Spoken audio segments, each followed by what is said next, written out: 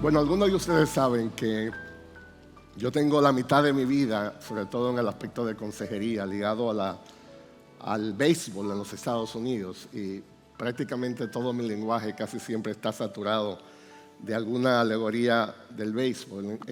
En el béisbol, cuando hay un pitcher abridor, que es realmente el pitcher, bueno, las estadísticas dicen que efectivamente un buen pitcher abridor te puede tirar 100 lanzamientos. En algunas excepciones, algo así.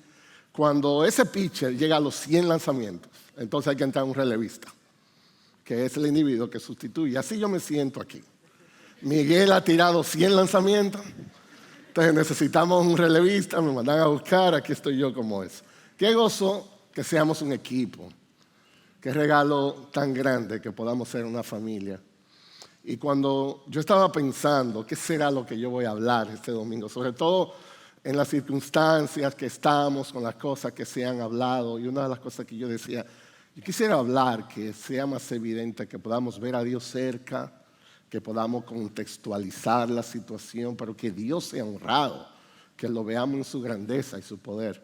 Y pensé en este texto de Mateo capítulo 7, así que yo quiero invitarles, por favor. Mateo capítulo 7, versos 7 al 11. Hemos titulado el sermón Orando a nuestro Padre Celestial. Orando a nuestro Padre Celestial.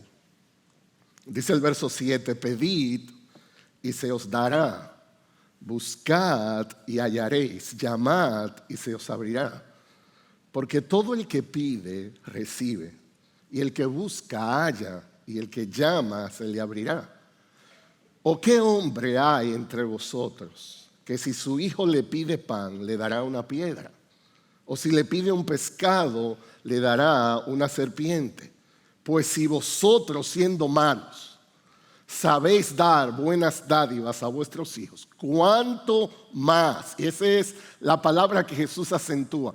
¿Cuánto más vuestro Padre que está en los cielos dará cosas buenas a los que les piden? Déjeme decir, una de las cosas más importantes que nosotros debemos refrescar como creyentes, el entendimiento como creyente, es aprender a responder bíblicamente a cada circunstancia.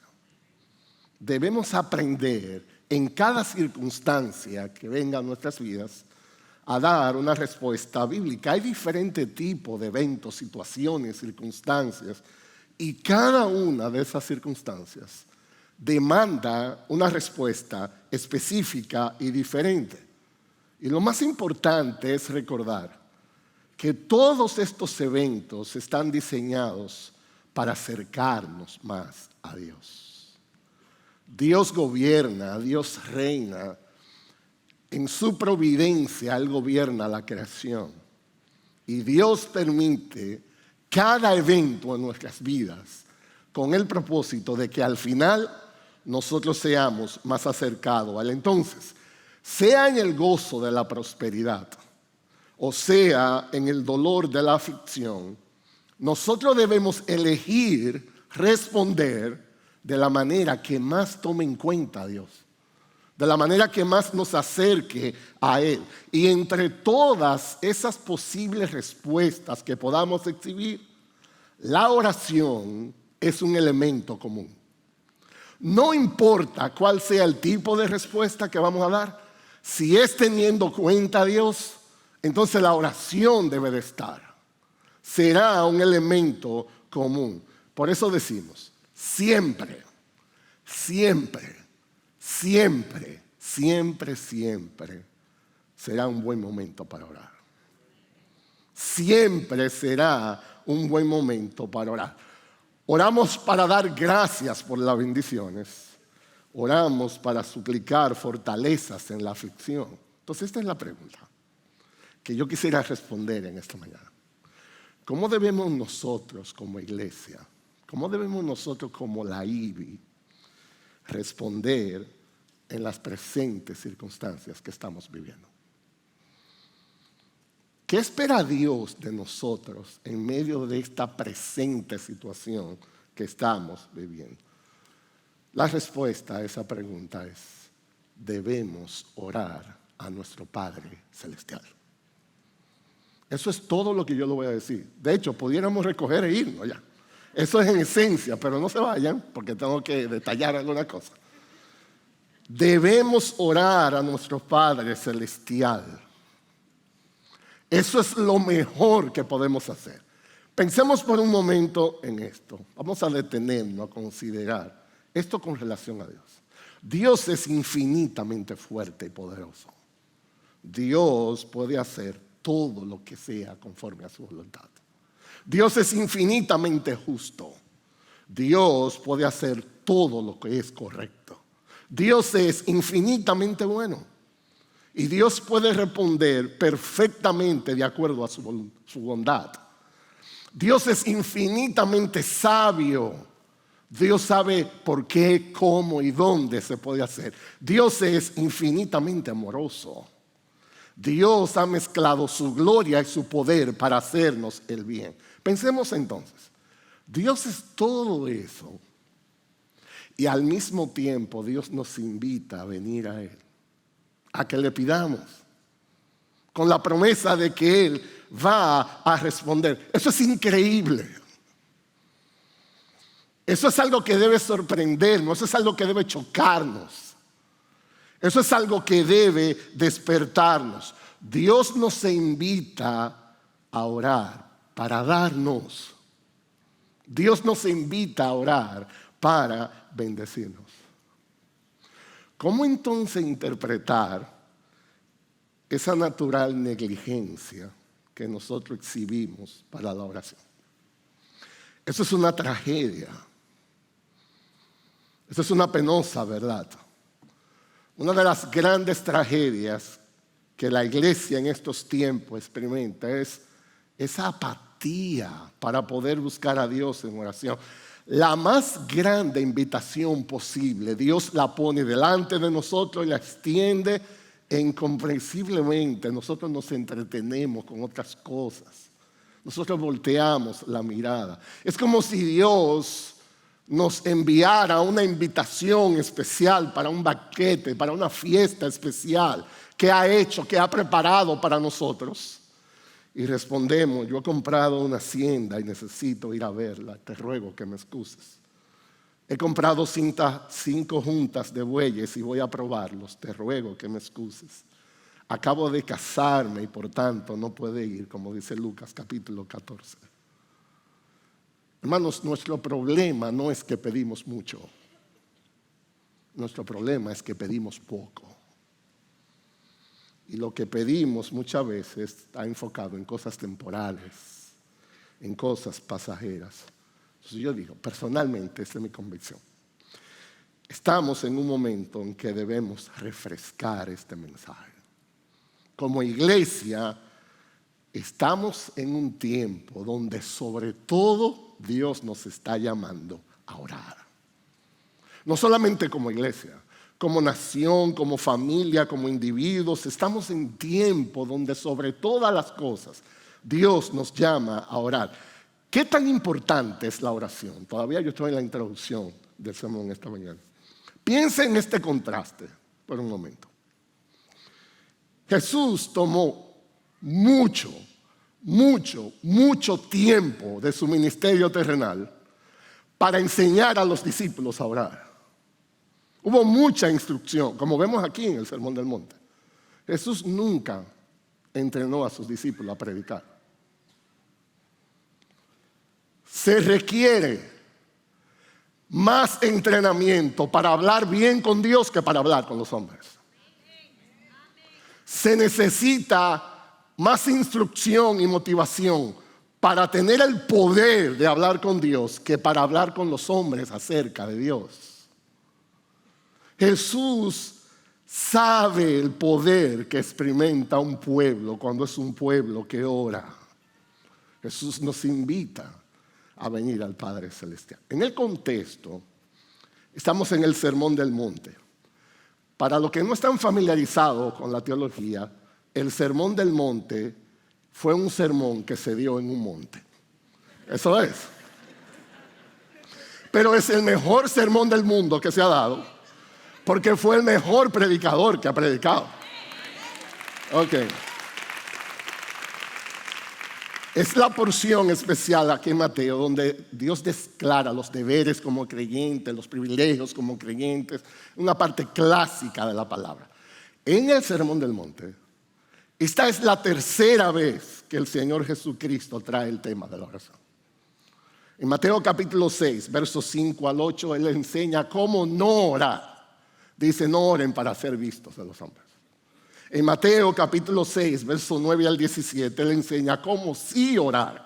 Y presenta lo que se conoce como una oración modelo, el Padre Nuestro, donde oramos a Dios 3 peticiones de su gloria, de su nombre, de su reino. Y luego oramos por nuestras necesidades también, por el pan de cada día, por preservarnos, por protección. Y otra vez en el Sermón del Monte ahora, el Señor vuelve a hablar de la oración. Esta vez en nuestro texto el Señor enseña que nosotros debemos esperar cuando oramos. ¿Con qué expectativas debemos venir a nuestro Padre cuando oramos? Entonces mi oración es que Dios use este mensaje para que todos seamos estimulados a una vida diferente en nuestro tiempo de oración. Que podamos ser motivados, que podamos ser retados para buscar más el rostro de nuestro Creador. Yo voy a exponer nuestro texto siguiendo 3 puntos. Primero, el mandamiento. El Señor dice, pide, busca, llama. Segundo, la promesa. Dice que el que pide, recibe, el que busca, encuentra, el que llama, se le abrirá. Y finalmente, la ilustración. El Señor Jesús, del verso 9 al 11, establece una ilustración del Padre Celestial en comparación al Padre terrenal. Yo estoy siguiendo mucho del material del pastor John Piper en cuanto a esto. Vamos al primer punto, el mandamiento. Déjenme leer el verso 7 otra vez. Pedid y se os dará. Buscad y hallaréis. Llamad y se os abrirá. Cuando hablamos de orar, en primer lugar, eso es algo que demanda una acción. Jesús dice, pedid. El diccionario de la Real Academia define este verbo pedir como hacer un requerimiento en modo de un favor. Es un término que envuelve un deseo, es un término que envuelve una necesidad. Es acudir a alguien en quien tú confías, y no solamente en quien confías, sino que tú crees que tiene la capacidad para darte eso que tú necesitas. Por eso hablamos de que es un acto de fe.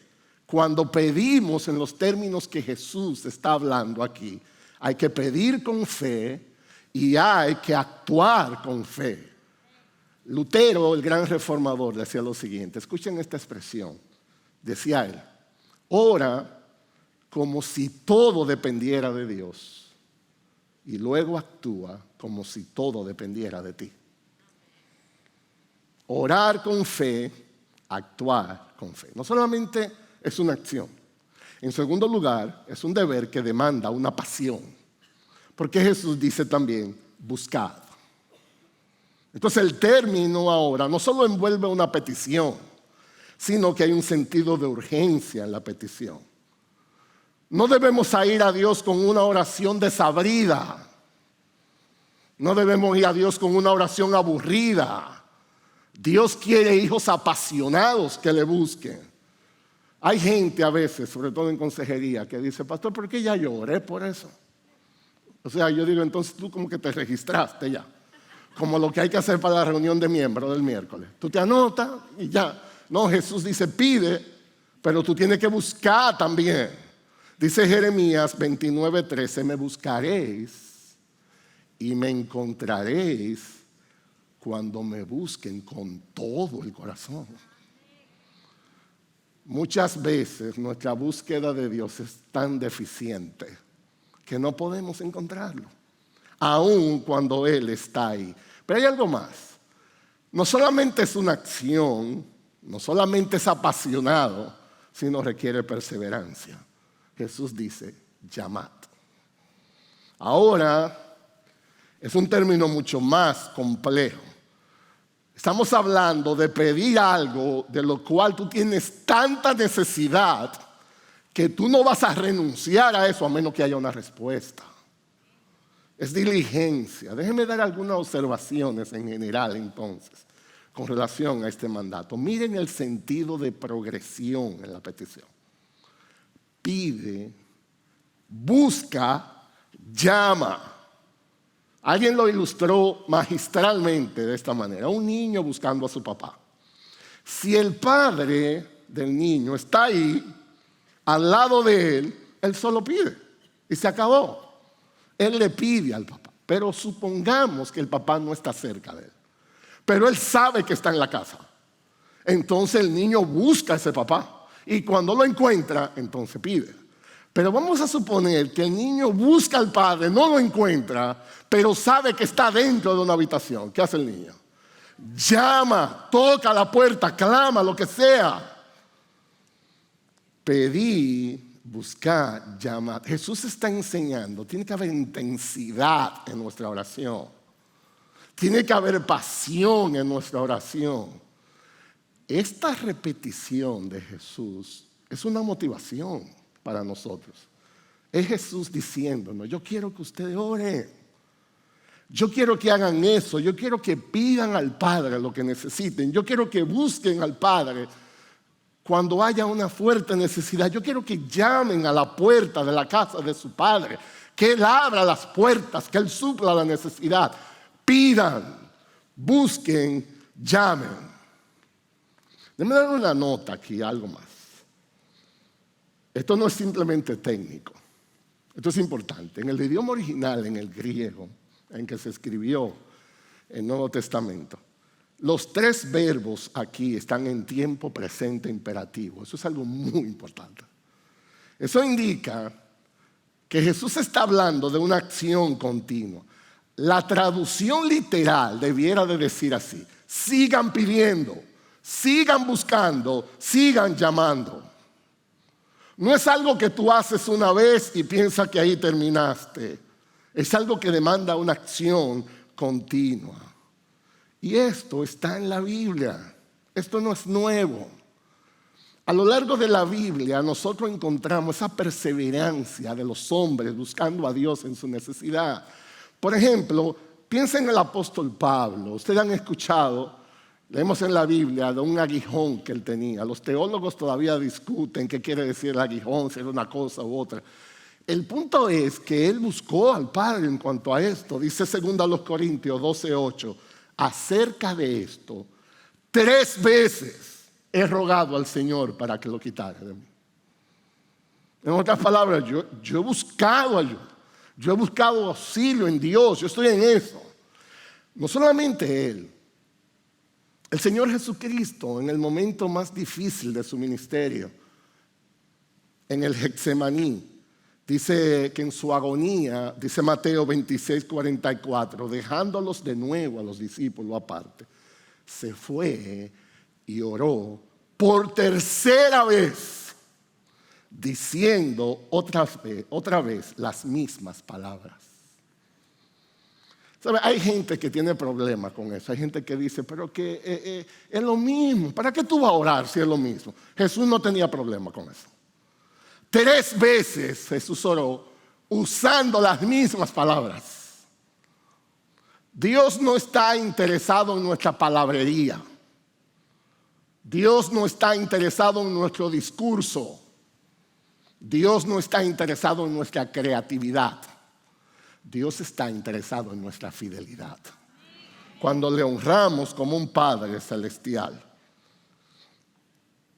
Muchas veces Dios espera porque quiere bendecirnos.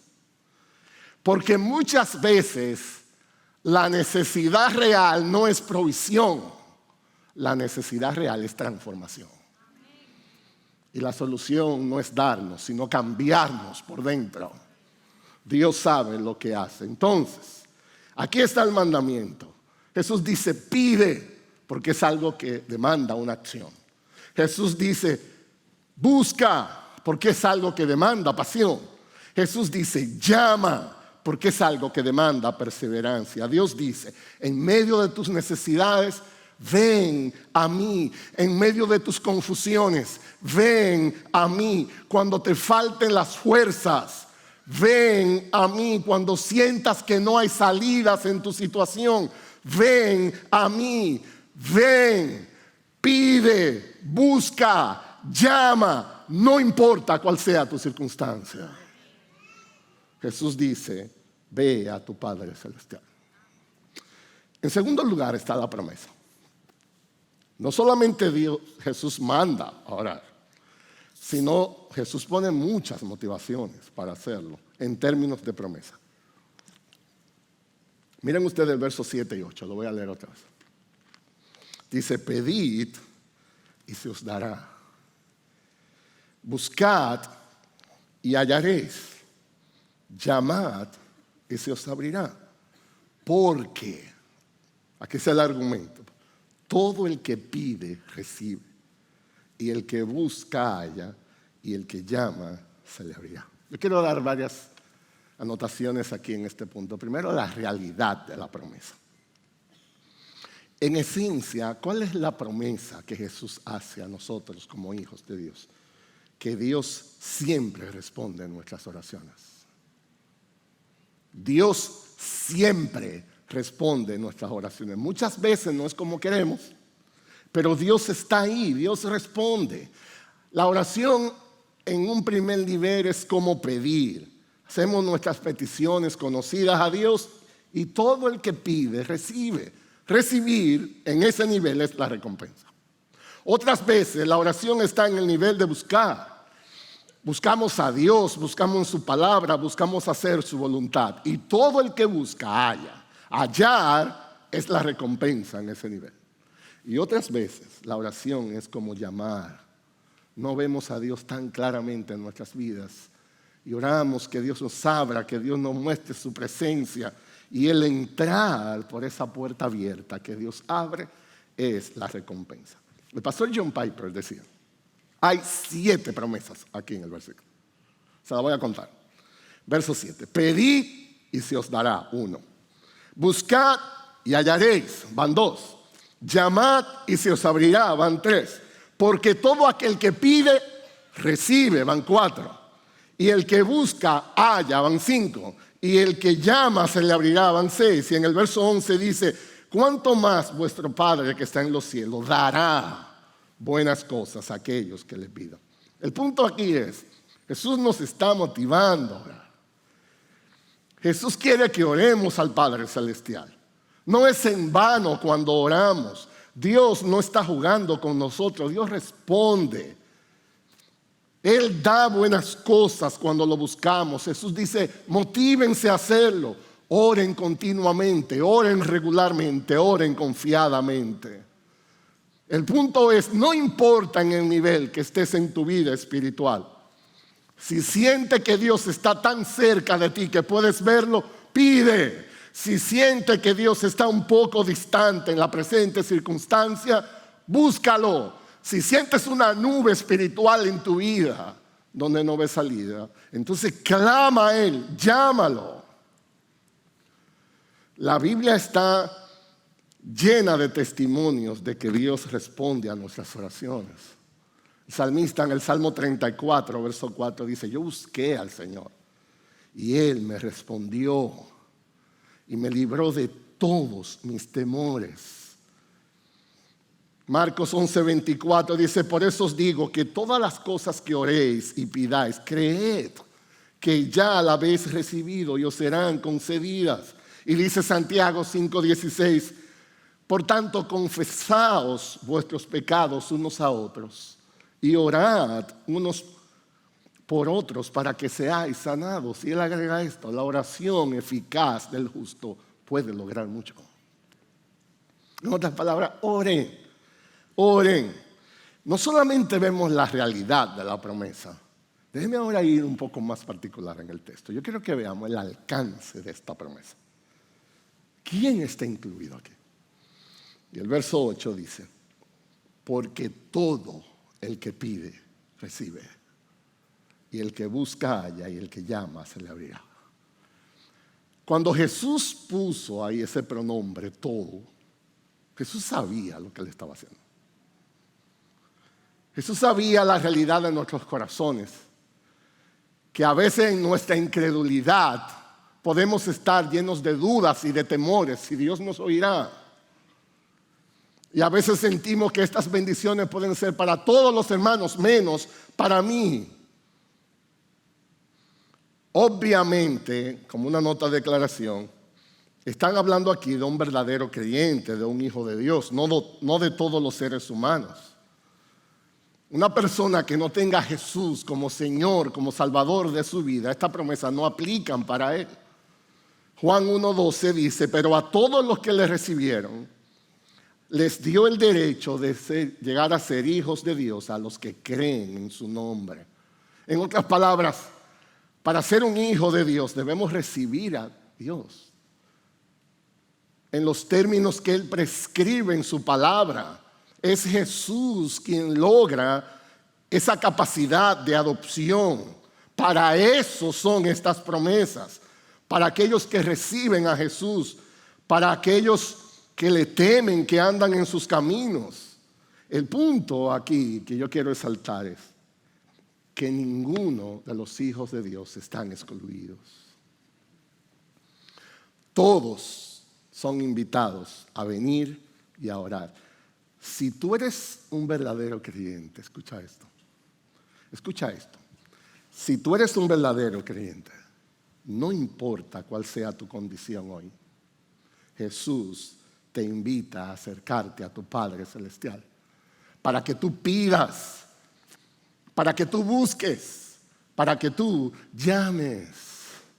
Esa es una verdad gloriosa.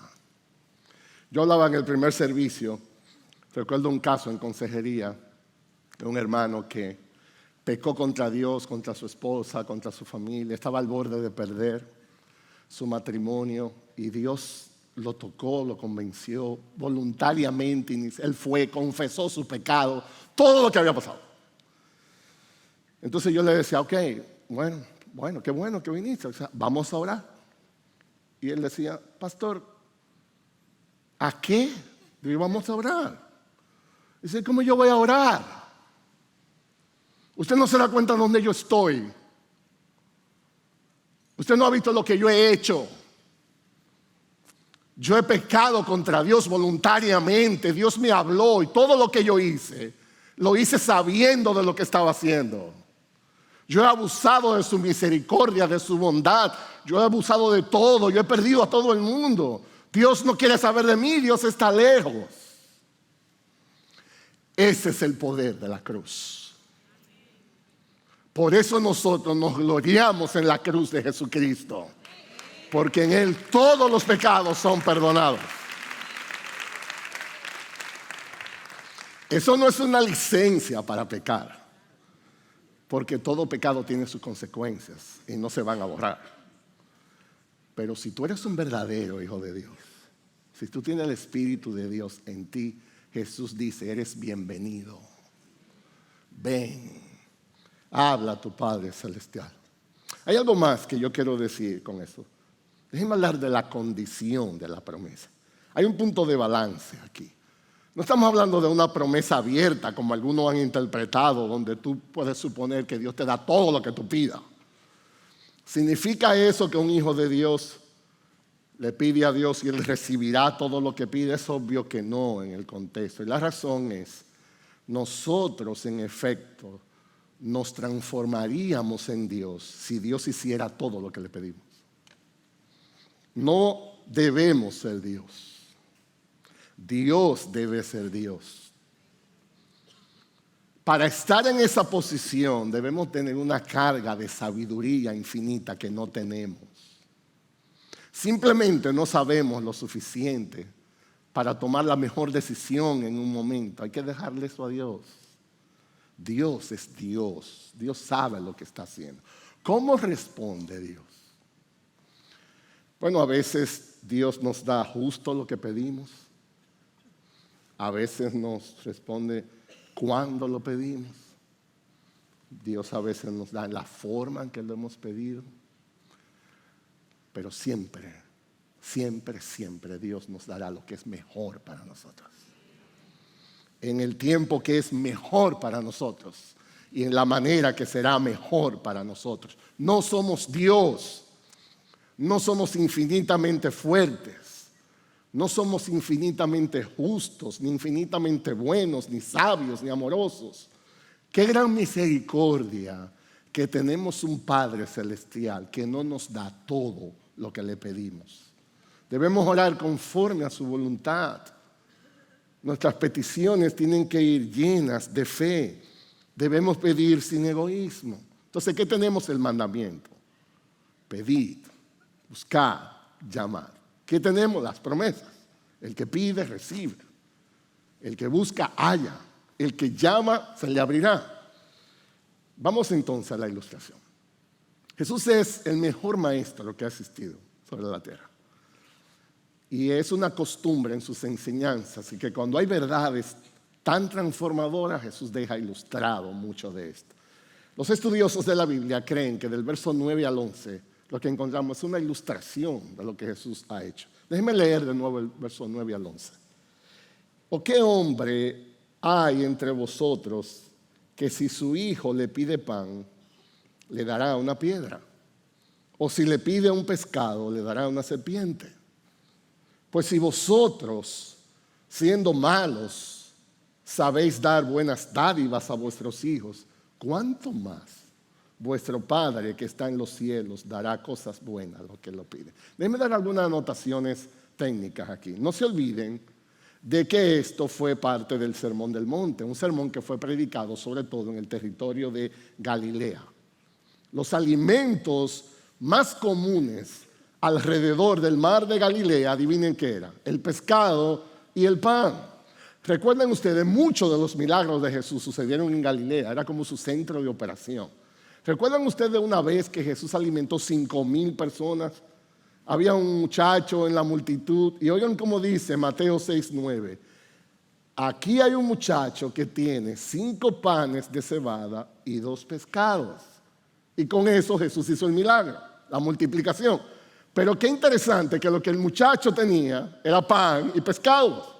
Eso era lo más común en ese territorio. Los estudiosos bíblicos también, de los tiempos bíblicos, ellos dicen que había una costa ahí, era en el mar, y había una gran cantidad de rocas de piedra que eran caliza, que ya estaban alisadas por las aguas.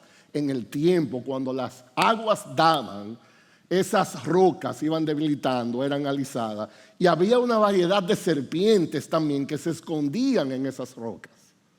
Todo lo que yo quiero indicar es que estas palabras, la ilustración que Jesús aquí resultaba extremadamente familiar para la audiencia que estaba escuchando a Jesús en ese entonces. Jesús le habló en su lenguaje, Jesús le habló en su contexto. Jesús trae 2 ilustraciones en formato de preguntas, tomando un niño pidiendo a un padre terrenal. La primera está en el verso 9. Dice: ¿qué hombre hay entre vosotros que si su hijo le pide un pan, le dará una piedra? Es una pregunta retórica. La respuesta asumida es por supuesto que no. Nadie que ame a su hijo le va a dar una piedra cuando lo que su hijo necesita es un pan. La segunda ilustración está en el verso 10. Jesús dice: y si le pide un pescado, que le dará una serpiente. ¿Qué hombre hay como eso? Aquí hay otra nota técnica. Obviamente un pescado en lo general no se parece a una serpiente. Entonces algunos estudiosos de la Biblia creen, eso es simplemente una nota, que la palabra serpiente en el original que se traduce aquí se refiere a un pez como una anguila que no tenía escamas.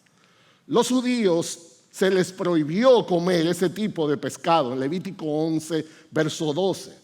Si un padre le daba a un hijo un pez sin escamas, eso era como desahuciarlo.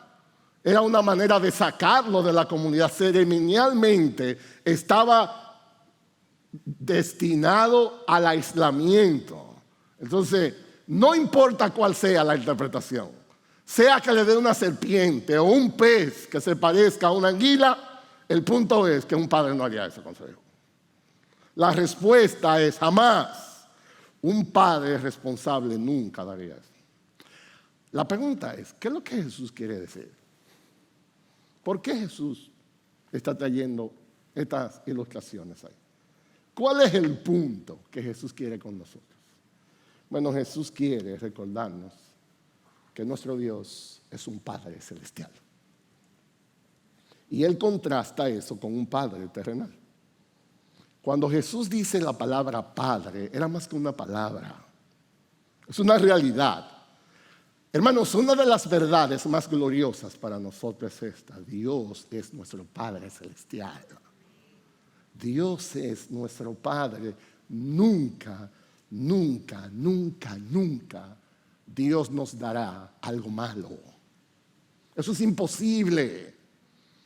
Dios nos dará lo que es mejor. Entonces Jesús dice: oren, pidan, busquen, llamen. Él es nuestro Padre celestial. Una cosa además es esta: hermano, no limites tu entendimiento de la paternidad de Dios basada en la experiencia que tú has tenido con tus padres aquí en la tierra. Eso sería un error inmenso, inmenso. Dios está en los cielos. No hay ninguna restricción para Él. Dios no está limitado como nosotros, los padres terrenales, en estas cosas. El punto es, aún los padres terrenales usualmente tienen suficiente gracia común para dar cosas buenas a sus hijos. Es verdad que en una sociedad caída como la que vivimos hay padres abusivos y abusan de los hijos. Pero en la mayor parte del mundo, los padres se esfuerzan por el bien de sus hijos, aun cuando no entienden todo acerca de la bondad y de la justicia. Pero nuestro Padre celestial es 1000 veces mejor. 1000 veces mejor. El argumento de Jesús es este: si esos fueron tus padres terrenales, ¿cuánto más será tu Padre celestial? Una de las cosas implicadas en esto es que Dios solo nos dará cosas buenas. Solo nos dará cosas buenas. Jesús lo dice, miren el verso 11 otra vez. Por tanto, ¿cuánto más te dará a tu Padre las cosas buenas que le pidas? Hermano, piensa en esto. Dios siempre, siempre, siempre sabe lo que es mejor para sus hijos. Miren el contraste, nosotros, los padres aquí, aún siendo creyentes, a veces nosotros tenemos un lío en la cabeza con nuestros hijos. Porque ¿qué sabemos nosotros qué es? Nosotros más o menos estamos tratando, oramos, buscamos consejos, pero nosotros no nos las sabemos todas. Aún para disciplinar a un niño muchas veces no sabemos. Queremos correr de ambos extremos, no queremos ser simplistas, permisivos. Tampoco queremos matar a los muchachos con legalismo, pero no hay una fórmula. Nosotros tenemos serias limitaciones en conocer qué es lo mejor. Dios nunca tiene esas limitaciones. Nunca. No solamente eso, Dios siempre, siempre está preparado y es capaz de darnos todo lo que necesitamos.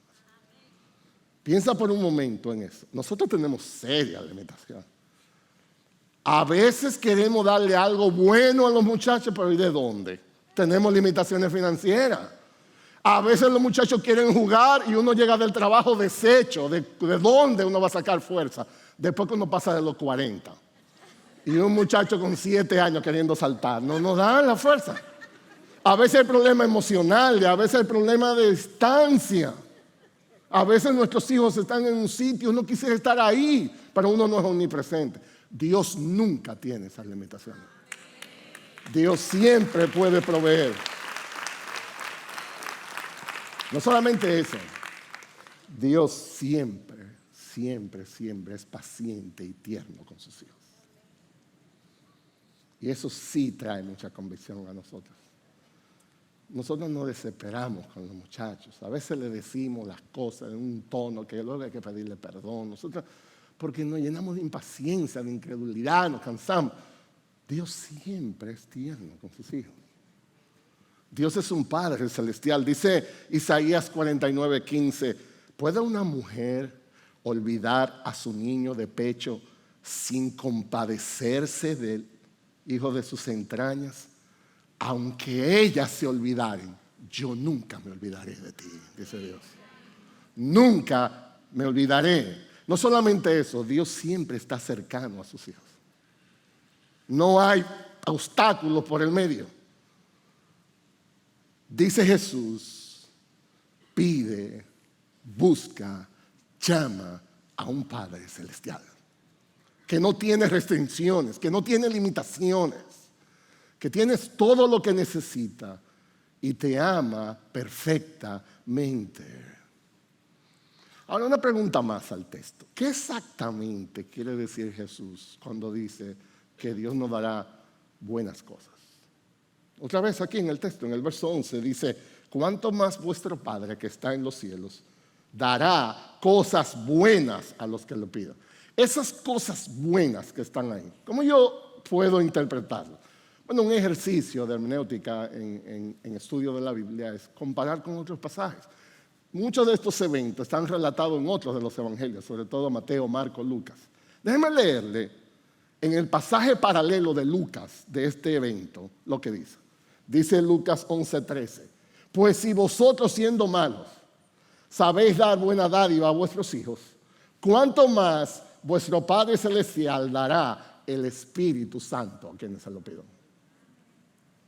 Lo que Mateo traduce como cosas buenas, Lucas lo traduce como el Espíritu Santo. En base a eso, entonces, yo creo que podemos concluir que el énfasis primario aquí en el texto es Dios dará bendiciones espirituales a sus hijos. Obviamente, no es lo único. Dios es Dios, Dios provee a todas nuestras necesidades emocionales, físicas, lo que sea. Pero en el contexto, este es el énfasis. Dice Santiago 1:17, toda buena dádiva, todo don perfecto viene de lo alto, desciende del Padre de las luces, en el cual no hay cambio ni sombra de variación. Jesús, entonces, nos está invitando a venir al Padre Celestial. ¿Saben por qué? Porque Dios nos dará lo mejor para una específica circunstancia. Porque nos guiará por su Espíritu Santo. Porque Dios está en control y Dios sabe lo que está pasando. Jesús nos invita a venir al Padre Celestial porque Él no tiene nuestras limitaciones. Porque Dios siempre está dispuesto, siempre está cerca. Dios puede saciar nuestra necesidad. Jesús nos invita a venir al Padre Celestial porque Dios nos conoce. Y más que eso, porque Dios nos ama. Dios nos ama. En resumen, Jesús realmente nos motiva a orar. Jesús jamás hablaría de esta manera si su meta para nosotros no fuera que oremos. Jesús quiere invitarnos a orar. Aquí está el mandamiento, aquí está la promesa, aquí está la ilustración. ¿Qué aprendemos con todo esto? Déjeme primero hablar a los amigos que están aquí. Que no conoces al Señor Jesucristo, que todavía no has decidido entregar tu vida a Él. Amigo que estás aquí o que escucha, déjame decirte, la cruz es la base de todas las respuestas a nuestras oraciones. Lo que hace posible que Dios pueda responder así es que Jesús murió por nuestros pecados. Si tú no has entregado tu vida a Jesús, esto no tiene sentido para ti lo que estamos hablando aquí. La Biblia dice que Jesús vino no para ser servido, sino para servir, para dar su vida en rescate por muchos. Él dio su vida para rescatarte a ti de la ira de Dios. Solo Jesús puede hacer posible que el Dios te reciba como un hijo. Solo por su sangre tú puedes ser limpiado. La muerte de Jesús es la base de todas las promesas de Dios. Entonces escucha esto. Si Dios te está hablando aquí en esta mañana, no te quedes indiferente al llamado de Dios. La primera oración que tú debes de hacer es: Señor, ayúdame. Ayúdame, dame fe en mi incredulidad. Señor, perdona mis pecados, hazme un hijo tuyo. Perdona que yo he andado indiferente a la realidad de lo que tú eres. Yo anhelo, yo deseo poder estar dentro de ese grupo que es bendecido por ti. Yo quiero tener el privilegio de poder pedir, buscar, llamarte con la certeza de que voy a tener una respuesta de ti. Antes de tú aspirar a tener la bendición de Dios en estas cosas, primero tú tienes que conocerle en lo personal, que tú tengas una relación con Él a través de su Hijo Jesucristo. Y la Biblia dice, hoy es el día aceptable, hoy es el día de salvación. No le cierres tu corazón a Dios si Dios te está llamando. Y en segundo lugar, amados hermanos que estamos aquí, ¿qué vamos a hacer con estas cosas? Eso es algo por lo cual debemos luchar. La oración no es algo natural en nosotros, no lo es. Lo normal es que no deseemos orar. Lo normal es que tengamos obstáculos para orar. De hecho, lo normal es que tengamos muchas excusas para no orar, pero nada de eso debe frenarnos de la bendición que Dios nos extiende. Cuando dicen, vengan a mí, necesitamos orar. Necesitamos orar mucho. Debemos orar que Dios nos siga sosteniendo como iglesia. Debemos orar que Dios cuide a nuestros líderes. Debemos orar que Dios supla nuestras necesidades. Orar que dé fortaleza a los que están cansados. Debemos orar que Dios levante a los caídos, que Dios nos mantenga con una visión fresca de lo que Él es, de su grandeza, de su poder. Debemos orar que Dios nos libre de las tentaciones del mundo, que Dios nos santifique como su pueblo, que Dios se muestre más glorioso, más poderoso entre nosotros. Debemos orar que Dios siga usando su palabra con poder, para que podamos ser retados a andar cerca de Él, para que muchos puedan conocerle. Debemos orar que seamos más llenos de Él. Debemos orar que Dios nos cautive en una impresión tan real, que podamos enamorarnos más de lo eterno y menos de lo temporal. Jesús nos invita a orar. Jesús dice, pidan, busquen, llamen. Una de las cosas más importantes que debemos recordar como creyentes es aprender a responder bíblicamente a las circunstancias. Hay muchos eventos en la vida y cada evento demanda una respuesta diferente. Y Dios permite todas esas cosas con el propósito de acercarnos a Él. Sea en el gozo de la prosperidad o sea en el dolor de la aflicción, debemos abrazar aquella actitud que más nos acerque a Dios. Y la oración es un elemento vital en todas ellas. Siempre, siempre, siempre, siempre es un buen momento para orar. ¿Cómo debemos nosotros, como la IBI, responder a estas presentes circunstancias que estamos viviendo? Debemos orar a nuestro Padre Celestial. Eso es lo mejor que podemos hacer.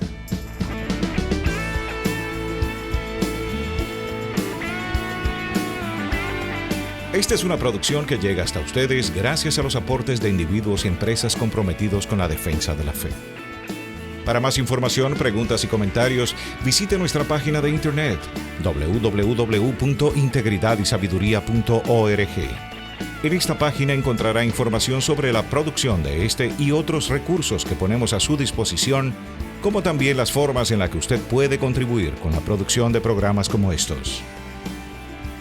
Les invitamos nuevamente a visitar nuestra página de internet www.integridadisabiduría.org. Será hasta la próxima cuando nos reencontremos en su palabra.